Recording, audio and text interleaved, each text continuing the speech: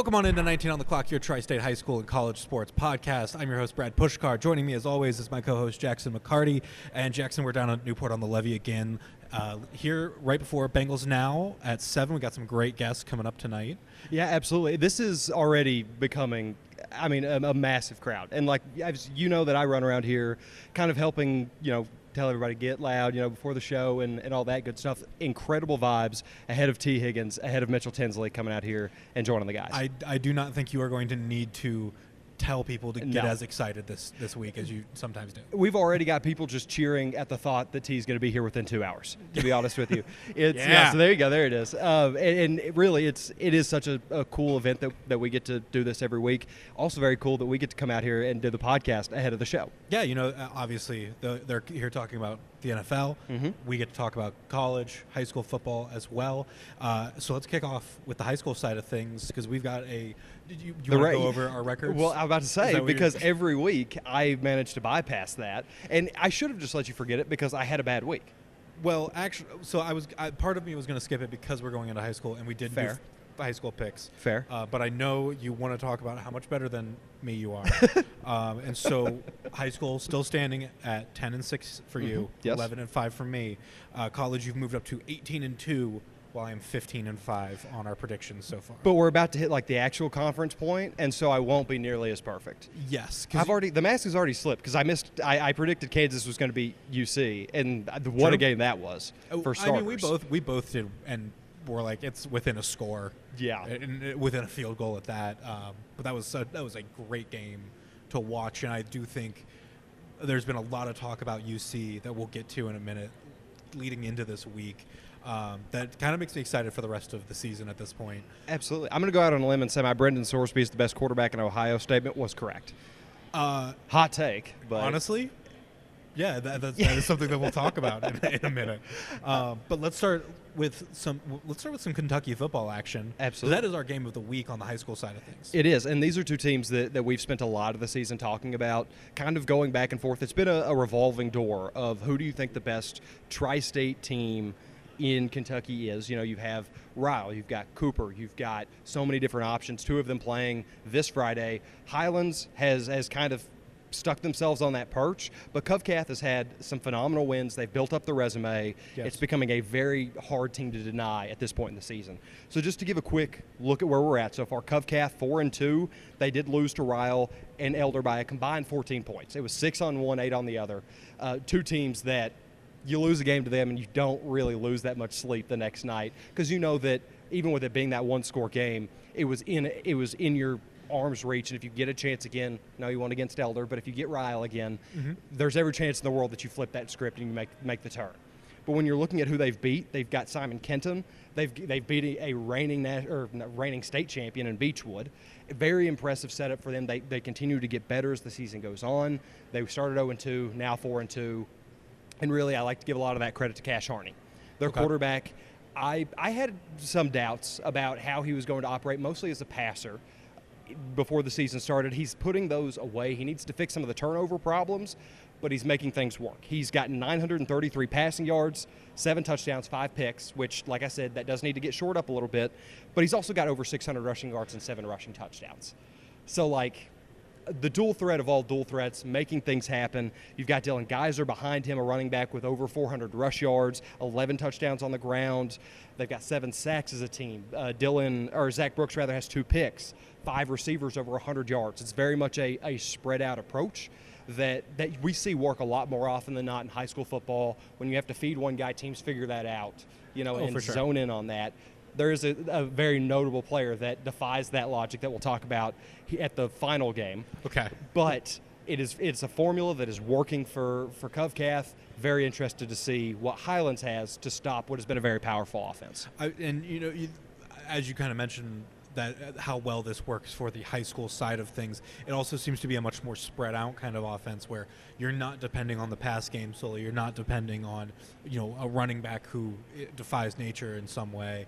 You're kind of letting both work well together. I mean, you're 467 yards with 11 touchdowns. To me, that means a little bit more of we're getting into the red zone and we're grinding away, getting our guy to fight his way in rather than, we're getting we're getting some weird long runs Absolutely. that end up working out. But Right. Well, yeah, and it's the quarterback having 200 more yards is not necessarily indicative of the run game not being where they wanted. It's just that they lean into that read option. They lean into those quarterback scrambles while also maintaining that they have a very talented back to get them across the threshold when they need it. Exactly. Especially in the goal line or in the red zone rather. Like they feed guys are down there, and it continues to work over and over again as they continue to pick up more momentum. Absolutely. So what does Highlands have coming into this game?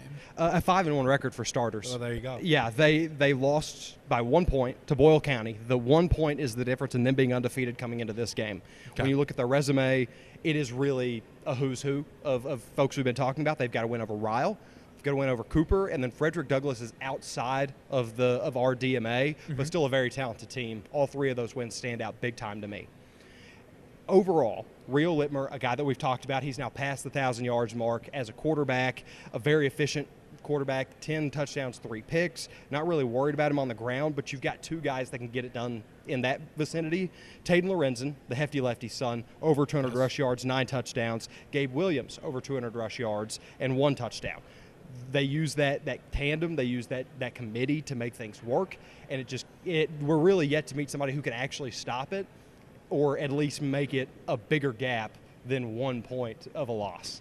And Highlands just, again, we keep seeing them play top teams that coming into the year I was more favorable towards. I said Ryle is kind of my favorite, or Cooper is a team that I'm very scared of and think could be a champion. For sure. Highlands already passed those and did so pretty convincingly. So, Covcath kind of not the last hurdle, but certainly feels like just another massive win that they could add to their resume here. This feels like a year where like a lot of these Kentucky teams playing each other, it's like a Big 12 in a way where there's so much talent in like the upper half that some of those teams are just playing all of those teams back to back to back, and you go, wow, they're getting these wins that I wasn't expecting at the start of the year, and then that's huge for Highlands at this point. Oh, absolutely. They've built on their momentum. They haven't really shown that they're too tired for the competition yet. A lot of times when they have such a strong schedule ahead of them, it's like, oh, well, of course you drop that one because you're wore out from playing all these other tough teams. That just hasn't really, and maybe that was what happened with Boyle County, but it still wasn't like, oh, they were just out of it. They needed the rest week to get back to it. They were right in the race till the very end. So this one earned Game of the Week. It wasn't. Absolutely. It wasn't just off a fan vote. I think that it was one of those that coming into the week it had to be that or the next game that we talk about, and unfortunately somebody had to be put out on it. Highlands and Covcath not the one suffering from those consequences. So do you want to go ahead and make your prediction for Covcath and Highlands? Yeah. I think I'm going to go Highlands. Okay. Covcath scares me more down the stretch. They've improved more as a team. Highlands hasn't really had to because they've found where they need to be early and stayed there. Yes. I think you're right that this is absolutely a game that can go both ways, and obviously why it is a game of the week. Naturally. I have to lean Highlands as well right now. But again, this is kind of that Kansas UC game from last week, where we go, this is going to be close. It could very well go the other way, and then I am much more on the side of the other team at the end of that we're picking. So Covcath proved me wrong. Absolutely. But I'm going to go with Highlands as well. Yeah, and that makes all the sense in the world. It's not a who do I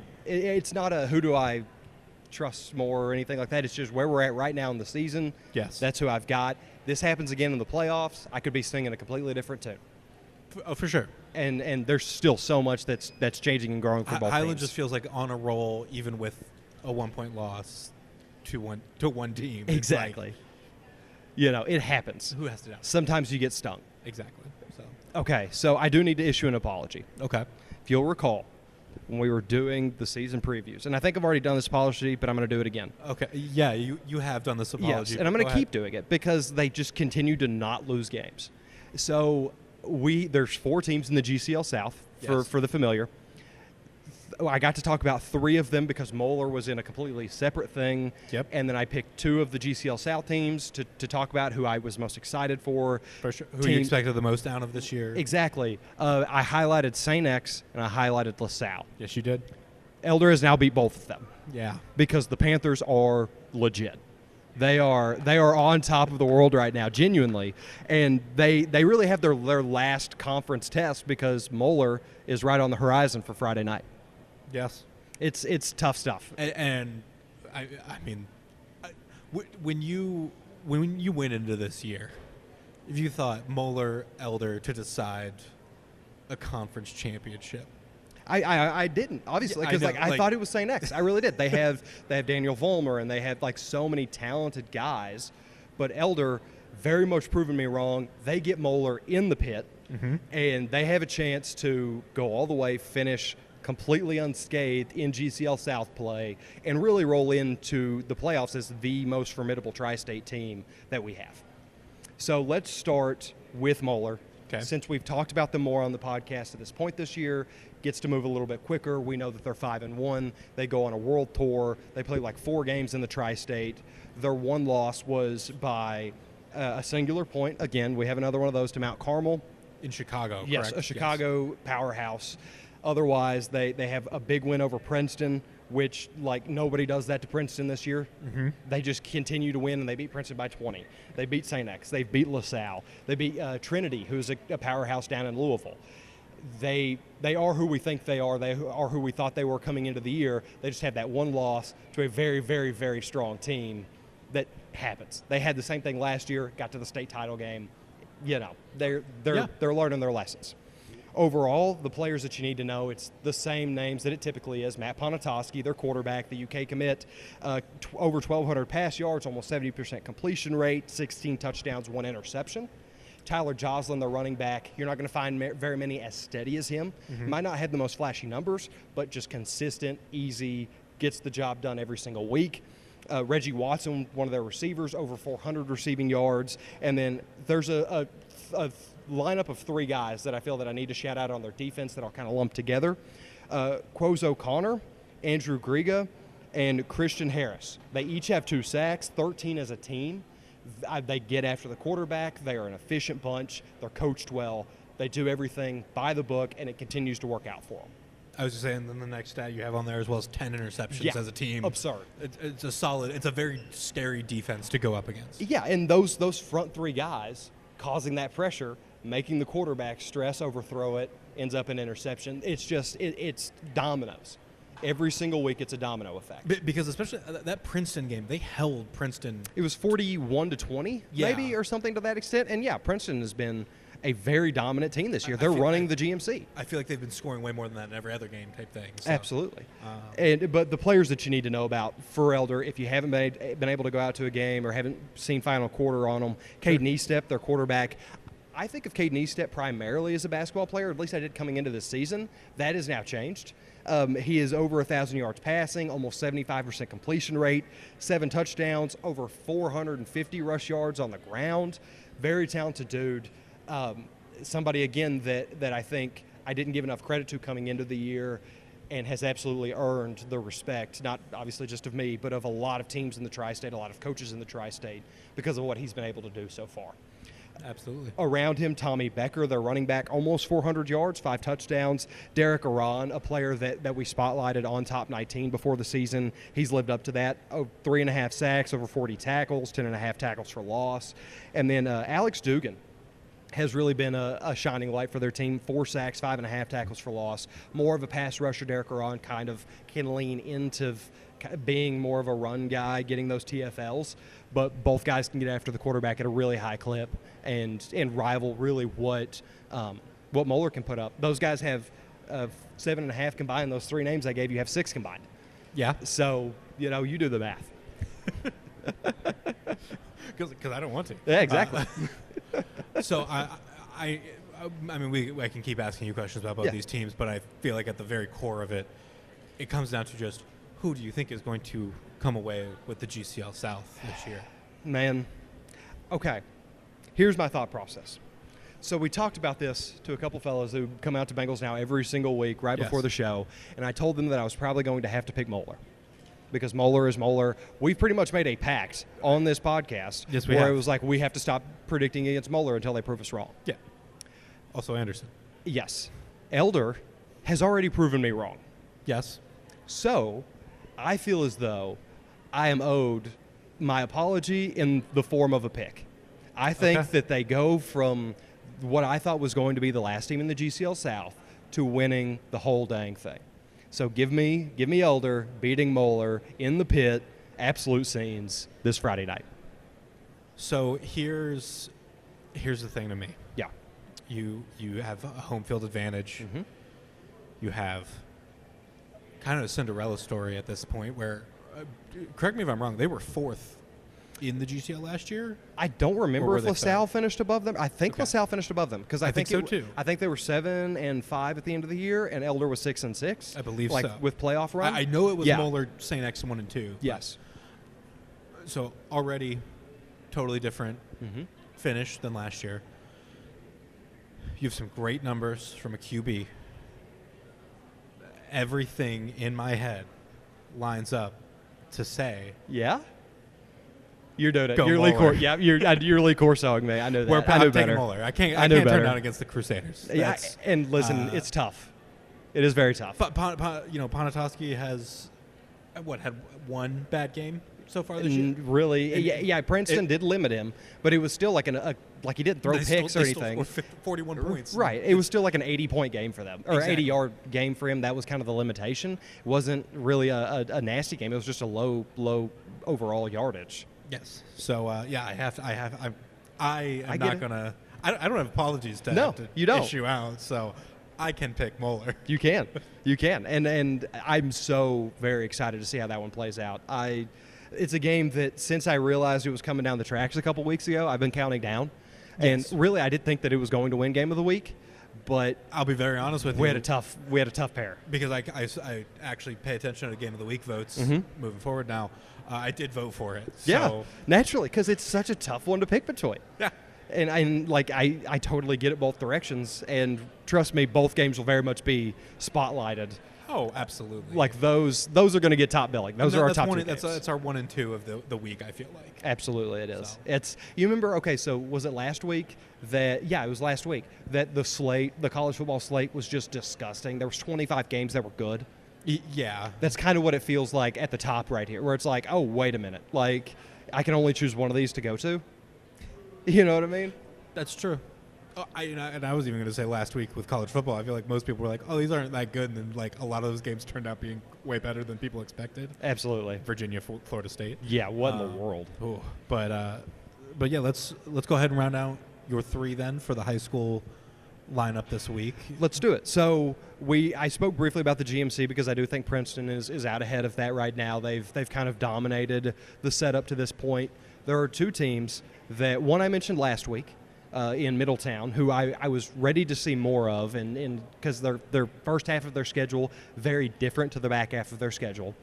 And Lakota East, who has been kind of a confusing one for me. I've seen them a couple times live now. They are very talented, but they kind of have their growing pains. They're still trying to figure a lot of things out, a lot of changes from last year. And these 2 teams really feels like maybe the biggest question mark of this slate, which is hard for me to say, obviously, but it's really one that could be super close. It could be a 20-point win in either direction. And I don't know that I would say I'd be surprised by any of those choices. Yes. So let's go with Lakota East first. Again, a team that we've talked more about to this point. They are 4-2 coming into this game. They've got losses to Princeton by 35, Mason by 5, another one of those teams that coming into the year, I did not know this is how they were going to be. They have pleasantly surprised me. And so I don't really, that close loss really does tell me a lot about both teams that they're fighting, hard for where they're at.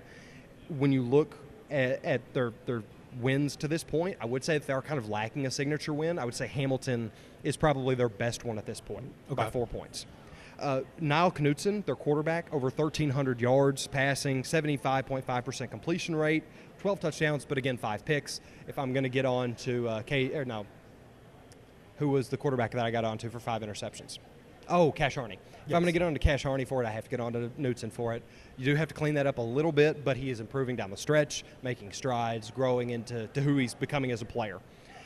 Ryder Hooks is the player of the game here, which is no easy feat. There's some really talented guys for the Middies, but over 800 rushing yards already in the year.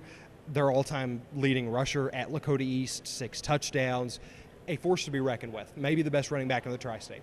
And that is actually Devlin Daniel is here. But it's a very close race, and it's hard to pick between those two guys, in my mind, as to who really stands atop that. And behind him, you've got 2 receivers over 300, and Patrick McFarland and Christopher Boyer. 4 receivers, when you add Carter Jones and Jalen C., are over 200 yards. They fan it out, but they're still super productive. And so the offense for Lakota East, when you're coached by a former NFL quarterback, you would assume the offense is going to be the strength, right? You know, John Kitna leading the charge there. Yes. It has very much been the strength. That's where their bread has been buttered, and that's what Middletown has to come into this game focused on stopping. You see this as much more of a Middletown defense needs to stop the offense to give the Middletown offense a chance to make the pick up the difference. Because if you get in a shootout, Lakota East is a hard team to stop and all that. You know, they are a very high-octane offense. Middletown, though, you got to give them credit. They do have plenty of talent running around on their sideline as well.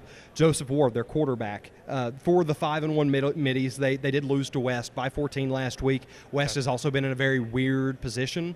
But I do ultimately think at their middle point, they are still probably the second or third best team in the GMC. So a 2-touchdown loss to them really doesn't mess me up that bad. Sure. They're still just an uber-talented team. Joseph Ward, their quarterback, over 700 pass yards, 6 touchdowns, 3 picks, and then you add over almost 250 yards there. Demetrian James, over 350 rushing yards. Ace Cooper, the receiver I kind of hinted at earlier this year, he is a transfer over here.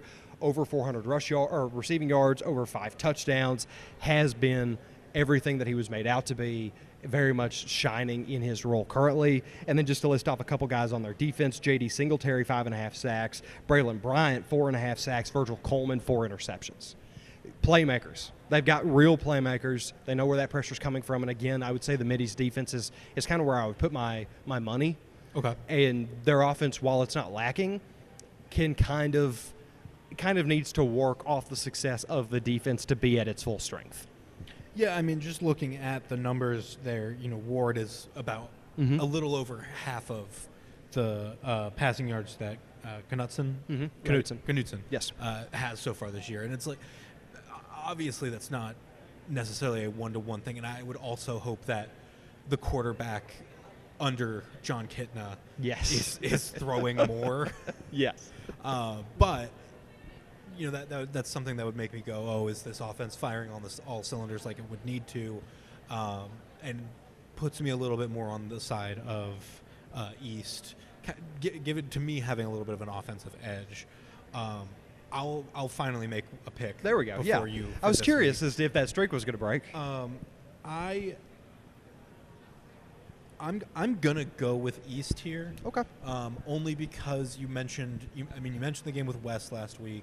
Obviously, while they are both Lakotas, they are completely different teams. Very different teams. Night and day, genuinely. But I think that it can show a little bit of there's clearly a way to beat the Middletown defense. Yes, there is. And so, to me, if there is an offense that's going to do it, it might be this East offense. Yeah. And that's why I'll put my eggs in that basket this week. I think I'm going to go with Middletown. I think we're going to have 2 splits, which might be the first time we've done that in weeks. It's been a minute. Yeah, we usually, especially in the middle of the season, things as we start to learn who everybody is and like what they're about, it does kind of become harder to split because cream rises to the top, right? But in the GMC, things are just so complicated and convoluted in the best way possible. Yeah. So anybody can beat anybody every single week. Give me Middletown getting kind of their signature win. Lakota still looking for that as the season rolls on. Very well. Yeah. So going over it again, what we got? We got Game of the Week, Cuff Calf Highlands. We both picked Highlands. Moeller and Elder. You picked Elder. I took Moeller. Yep. And to round it all out, Lakota East Middletown with me picking East and you taking Middletown. Great games. Absolutely great games. You know, I'm very excited for this slate. This is going to be one that I'll race home after I'm done shooting so that I can glue myself to the TV and watch 30 minutes of final quarter. Absolutely. And you mentioned the last week's college lineup being a little weaker. I do actually really like this week, especially for games in the greater tri-state. So let's take a little dive in. A little dive on yeah, into let's things. do it. Number one, and to me it is the biggest game of the weekend. It is Iowa State coming to Cincinnati to play the Bearcats. Which I wasn't really that high on Iowa State coming into the year either. They've been really, really good. They have been a team that it's always Iowa State's a weird one where I always see them as like a top 3, but something happens that makes them fall off at the very end of the year. Matt Campbell might be the most unlucky man in college football. Honestly, yeah, I think you are right. Because he ends up at like 7-5 most years, and it's like, how did that happen? Because like he's a good coach. He knows how to play. He's been rumored when Ohio State opened up. I think he was a name that was floated around. And anytime a big job comes open, people are like, "What's Matt Campbell doing?"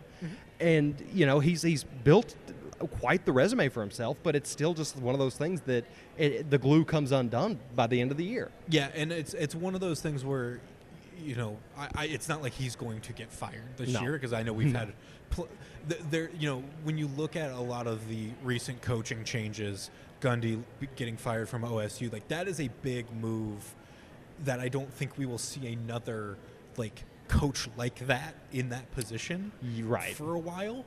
Unless you get another Oklahoma State grad to come in and be like, I'm committed to this program.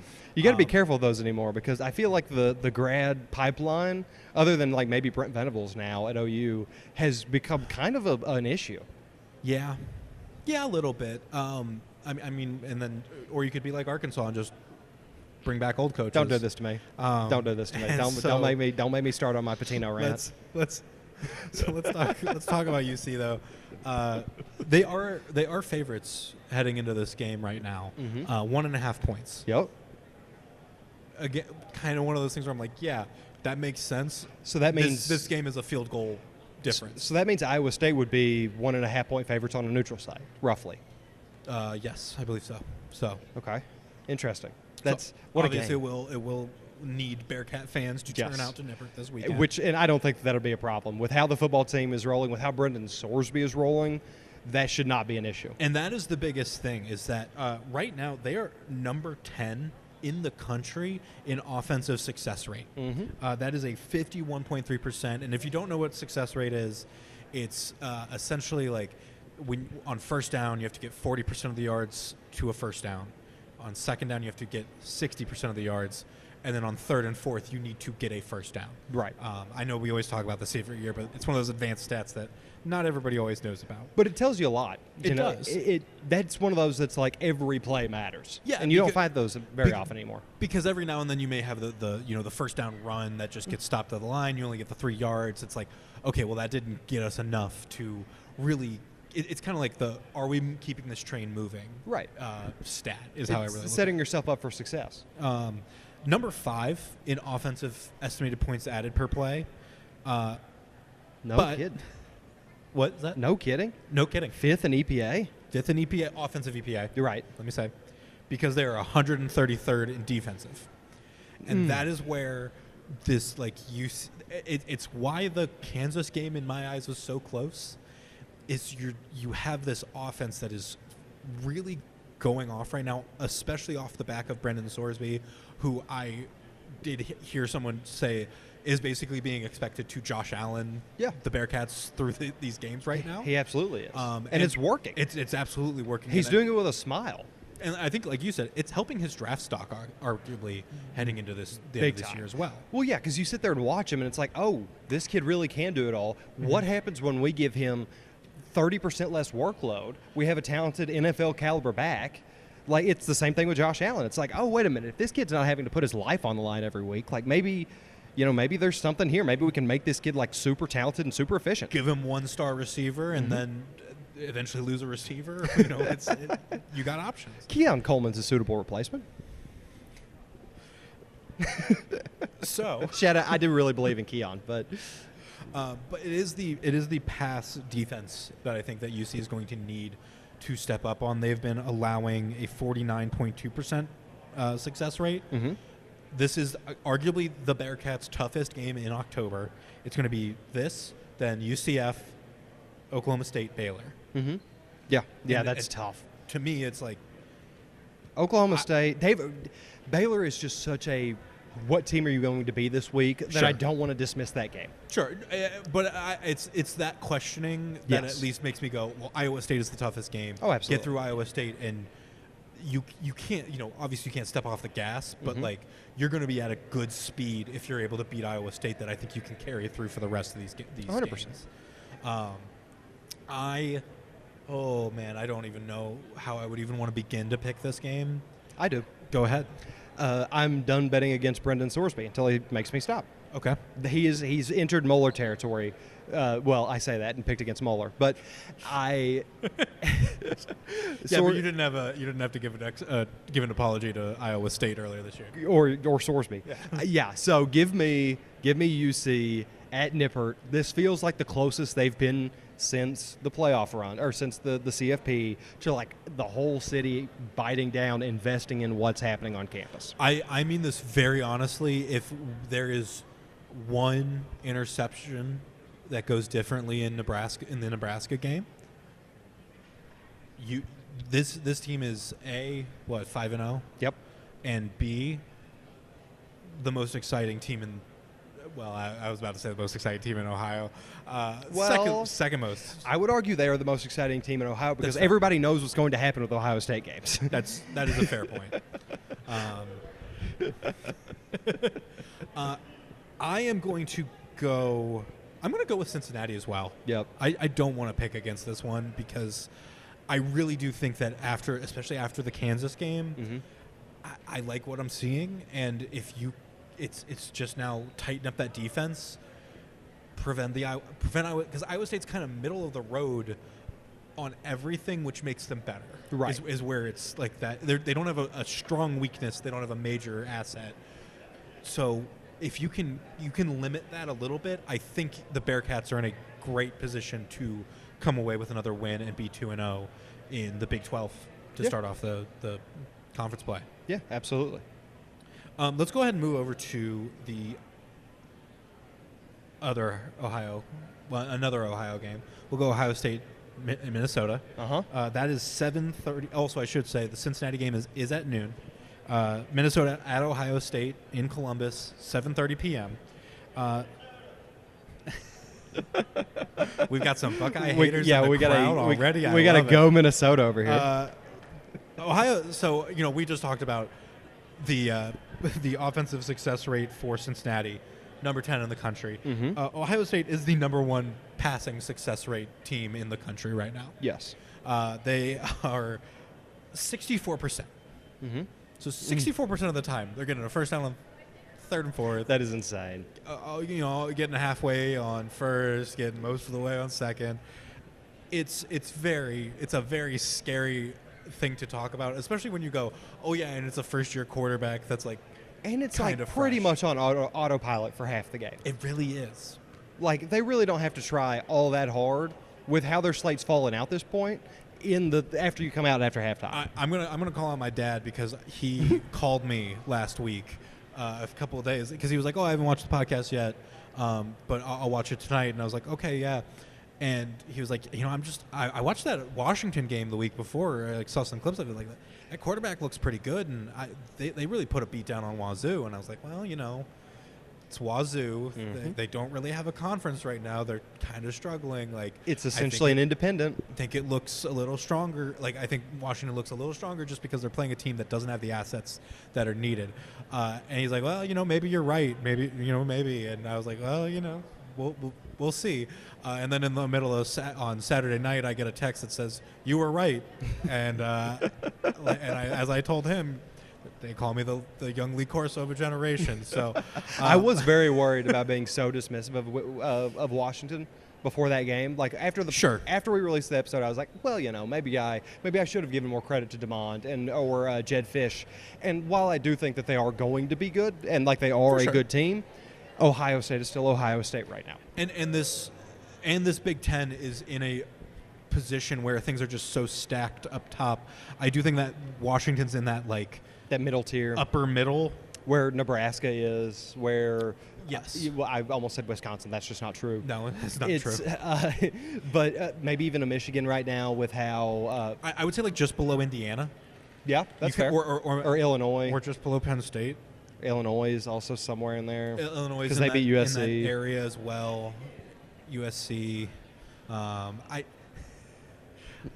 mean, Michigan's, I think, a little bit up there, but Ohio State's still right at the top I think, at this point. But looking at Minnesota, they are coming off of a 31-28 win over Rutgers. Quarterback Drake Lindsey has a little dog in him, 317 yards, 3 touchdowns against the Scarlet Knights.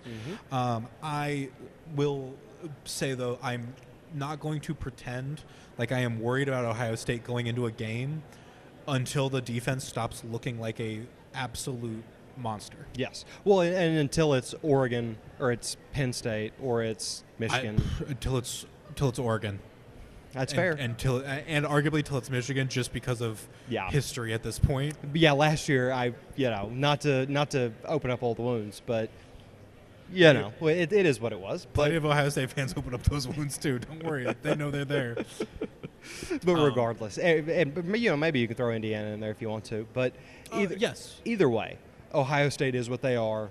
Very much a team that I'm on autopilot on, just saying that's who's going to win their game. Until that was fun. That was until I'm told not to, basically. Yeah, I'm going with Ohio. I got to go with Ohio State over the Golden Gophers as well. Let's go now to an SEC matchup, noon, Kentucky at Georgia. Mm-hmm. This is such a trap game. I was going to say, did you want to guess the line for Ohio State and then guess the line for Kentucky? Line for Ohio State, give me 18.5. 24.5. Okay. Georgia and Kentucky? Yep. 16.5. 20.5. Really? Yep. Okay. Because Kentucky's not a bad team. Yeah, and I mean, I think they're a weird team, but they're not a bad team. Kentucky is a weird team. You mentioned the thing with talking about Brendan Sorsby being the best quarterback in Ohio right now, and I was reading an ESPN article where they ranked quarterbacks in the Power Four. I saw this too. You saw this as well. Could not stay in the list, but I did notice Sorsby was 6th. Oh, I thought he was 5th. Maybe. He might have been 5th. But yeah, he was in that top 10, and he was the highest. I think Sayan was 11th. Yep. You saw who was at the bottom of the list. I did not. I did not continue to scroll that far. It was the combination of Cutter Bully and Zach Calzada. That's brutal. And I think it's a little bit justified at this point. I would give Cutter more credit than I give Cutter a little bit more credit, but he did play he played in the EMU team. Yes. We kind of came out and we were like, yeah, Cutter. All right. Because he has a cool name, dude. You can't blame me for that. I'm not going to disagree with you there. I almost bought a Gardner Minshew jersey just off vibes. Cutter Boley, you got to cut me some slack. I'll say this. If I could get one that just says Cutter. Oh, yeah. Get the first name on it. That's kind of sick. That rules. But he did go 10-19 against South Carolina, 106 yards, 1 touchdown, 2 interceptions, 4 sacks. That's a thing where I go, you're not going to be able to do that against Georgia like you did against South Carolina. No. If you're not doing that against Georgia, what are you going to be doing? Sorry if you already said this. Is this at Kroger Field or is this in Athens? It's in Athens. Never mind. I know the answer to that. This is in Athens, yeah. I know the answer to that. Yeah. Do we want to delineate more? Are we cool just ripping this Band-Aid off? The only thing I'll say is I do like Seth McGowan, the running back. Mm-hmm. I think he has a possibility of being a catalyst for the offense against Georgia. I think the problem is, at the end of the day, the Georgia run defense eats running backs and spits them out for dinner. Constantly. But as was proven by Bama, passing is kind of the best thing you have going for you, and if it's not the best thing you have going for you, what are you going to do? I also just get scared to use Bama as a reference point against Georgia because for they sure. are so in Georgia's head. Oh, and I'm not saying Kentucky Right. is Bama, and I'm No, not by no saying that means. Georgia is not going to come out with the fury of 1,000 suns because they lost to Bama. Absolutely. The week before. It's a Georgia game. Yeah. I'm not gonna sit here and act like it's not. So Give me the Dogs. go Dogs. I'm not doing all that, but I'll say that I'm predicting them. If only Mueller had a chant, I could have done the whole Pat McAfee when I did Go that Big pick. Mo. Let's move over to the ACC now. Mm-hmm.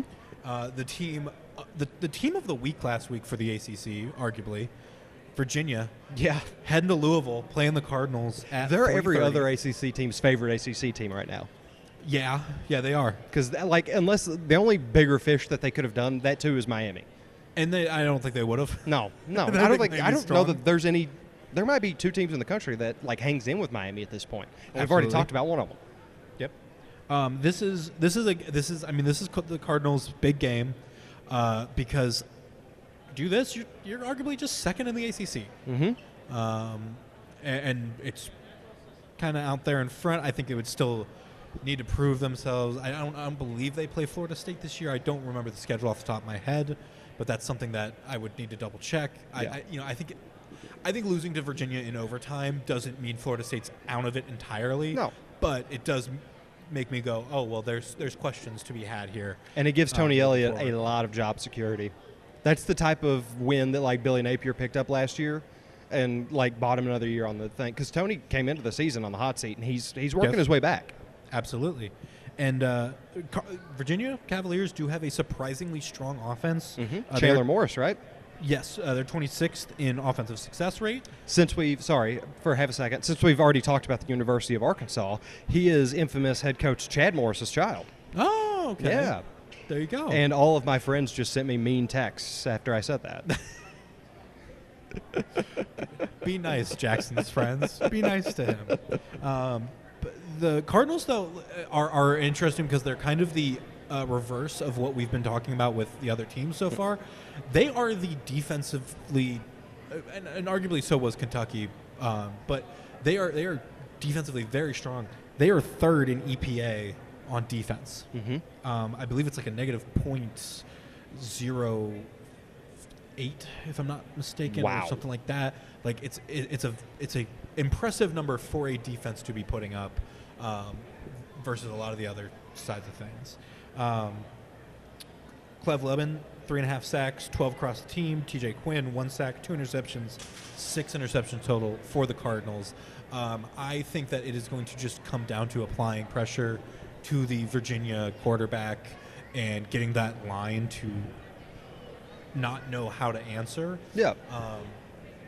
And then you get some pass deflections up. That the secondary looks good in my opinion. Very. on Louisville, and at that point, Miller Moss just has to get a couple touchdowns in, and you call it a day.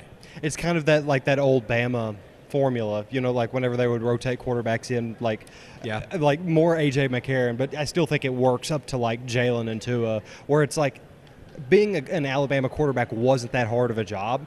Obviously, things have changed now. Kalen does tend to lean into that offense, but it's still one of those things that Miller Moss does not have to be a star. He just has to hold down the fort. Yeah, I mean that was what made DeBoer work at UW to get to that national championship game and things like that. But yeah, I agree, and it's kind of one of those things where I am sad that we don't sit here each week and go, oh, Miller Moss has become such an incredible quarterback under Jeff Brom's tutelage, because I do think that he's such a good quarterback coach, and you saw what he did with Tyler Shook last year. Mm-hmm. But this is Miller's first year. He's gotten 5 games under Brom, and they're not all going to work. You're not going to have a 100% hit rate. And maybe it's a little bit of does he have all the wide receiver options that he could and things like that. But yeah, I'm going. I think this is a game. This is probably the easiest game to split. Yeah. Of this weekend. I'm gonna go Louisville. Mm-hmm. I still believe in that defense shutting down the Virginia offense. That I don't think the Virginia defense will stop the offense on Louisville as easily. So there's one of two ways for me to look at this from the Virginia aspect. Sure. One, this is an adrenaline dump game. They just got their big fish. They're pumped. They're excited. They have to return to earth, and that's a tough venture. Or two, they turn this energy into momentum that continues to power what has been an impressive Cavs season to this point. Yes. I think it's the latter. Okay. Give me Virginia in this game because it's in VA, right? No, it is in Louisville. Oh, that makes it so much worse. Okay. Yeah, I still give me Virginia. I've said what I said. I think that they're going to hang tough. I think that offense is really, really impressive. I think Virginia is fighting significantly more to keep all their pieces intact because, like I said at the beginning of the year, they did come in with like, hey, everything might be disbanded after this. Yep. I think they've got more to prove. I think they've got more to lose. So let me go with the Cavs here. You're going with the fight for your team. Yes. Vibe. I like it. I like it. Let's round up with the MAC. Yeah. Miami heading to Northern Illinois. Do you want to go ahead and guess the line for that game at 3:30 on Saturday? Oh, 6.5. 4.5 for Miami. There we go. I feel like I was really relatively close on this game. Usually it's like bad. Yeah. But no, I mean that was probably I think your best one so far. Do you know? Are you aware of Northern Illinois' game last week? Not Because really. it was a weird one. They lost to San Diego State 6-3. Was it a blizzard? I'm going to have to check with our meteorologist back at the station to see what happened. What do you mean there's not blizzards in September? The world of meteorology. But do you want to just go ahead and guess how many passing yards Northern Illinois had? In that whole game? In that whole game. Give me 60. Let me get 60 flat. You are weirdly close. It was 57. Oh, there we go. And then rushing yards, 137. Now, here's my thing. You can get away with a 137 rushing yard game when your offense is throwing for 250. Right. When You it's add both of throwing those. for 50. Yeah, you add both of those sums together, and it's still not a good passing day. No. You add both those together, it's a very scary offensive performance. It's a really angry coach on Monday. Now, I can't really say anything about Miami from last week. They did play Lindenwood. They had backup quarterback Henry Hessen in the entire time, getting some. It was his first home game. Great for him. It looks like DeQuan Finn is going to be coming back in, obviously, and playing. There we go. We got some excitement. We're getting from the crowd Bengals loud. now There in we the go. House. NIU has some of the worst offensive success rates, and I do believe that Miami's ability to stop the pass will be what makes them thrive here, and you'll see a similar performance as to what Northern Illinois did against SDSU last week. Absolutely. So I'm going to take the Red Hawks. I am too. It's one of those things we continue to say that Chuck Martin, whenever we hit the conference play, is when the Jets really come on. His team gets established. He figures everything out how it needs to be. I maintain that to be true. I think we're finally at that point. NIU kind of feels like the first of many steps for the Red Hawks growing into the team that they're going to become. Perfect. Well said. Beautiful. Let's talk about there are a couple games that are going to be happening on Fox this weekend. Kicking off at noon, big noon, Wisconsin at Michigan. Badgers, Wolverines. Do you want to make a quick pick? Michigan. Michigan. Yep.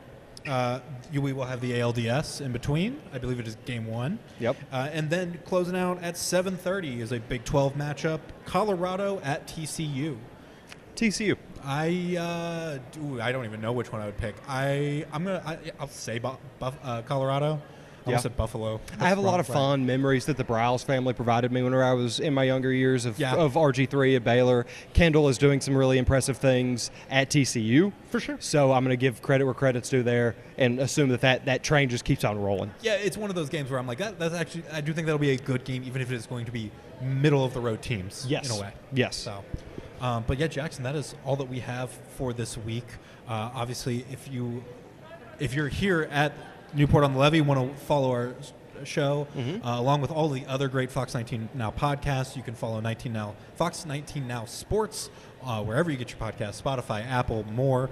On Thursdays, you get us. On Fridays, you get the Gold Standard with Joe Danneman and Charlie Goldsmith. And on most Mondays, you get Offsides with Gabby Sorrentino, a great little sit-down interview with a lot of different athletes around the tri-state area. A really cool look behind who they are as an athlete, kind of understanding who they are as a person. Yeah, I mean, the beauty of Bengals Now, even. Exactly. You know, a lot of consistent themes. It's one of our favorite things is learning about the athletes off the field and what drives them to want to be the best on the field. You know what I mean? Yeah, 100%. But you can also catch us live every week before Bengals Now, and of course this week is going to be a great one.